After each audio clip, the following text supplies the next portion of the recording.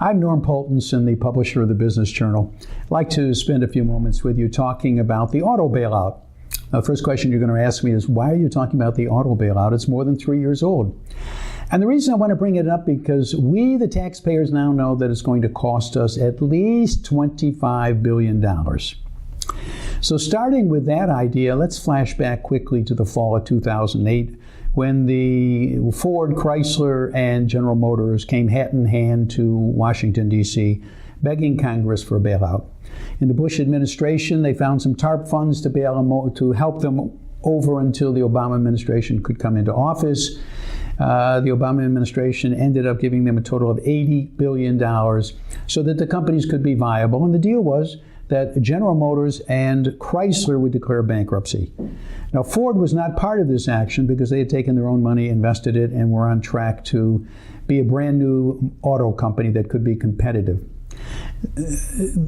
You have to keep in mind that the average auto worker before the bailout was making $73 an hour in hourly wages and benefits.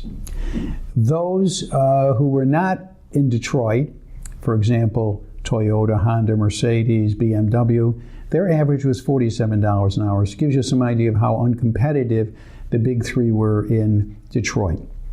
Some principles to review on this because I think they're critical to understand.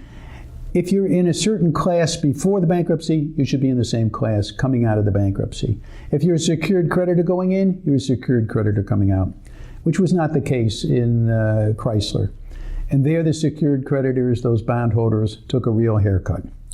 In the case of creditors who are in the same category, they're supposed to be treated equally. This was clearly not the case. General Motors came into bankruptcy with $30 billion owed. They walked out with $8.1 billion in the recovery. And the United Auto Workers, however, who claimed $20.5 billion because of unfunded health care costs, came out with 17.8, almost $18 billion.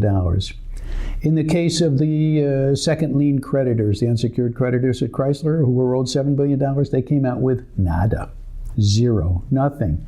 United Auto Workers walked away with over $9 billion.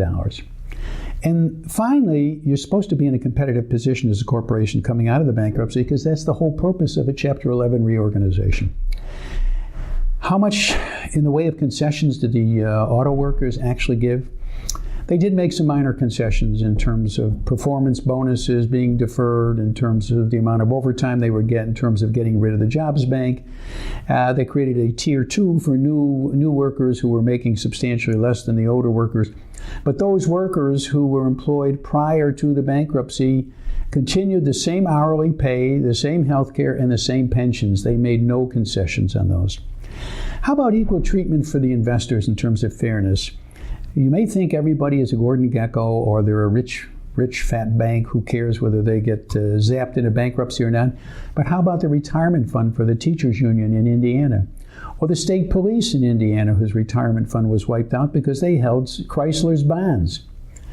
How about the Ford Motor Company that took its own money in 2007 and invested it heavily to turn around the company, which they did successfully?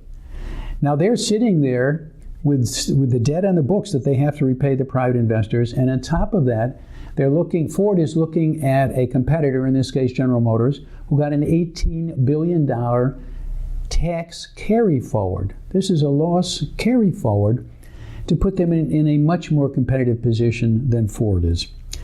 And in retrospect, as we look at this treatment in terms of the auto bailout, I'm not arguing whether it should have been done or it shouldn't have been done, but having been done, was it done fairly? And what happened to the taxpayers? Well, I opened by telling you the taxpayers are on the hook now for at least $25 billion. If you add up everything that was done for the United Auto Workers in this bailout, it comes to $26.5 billion of return that they got, which normally would not have happened during a bankruptcy. That's the difference between the taxpayers being on the hook and the UAW losing something or being on the hook. In the final analysis, you have to ask yourself, was this an auto bailout or was this a bailout of the United Auto Workers? I'm Norm Poltenson. Thanks for listening.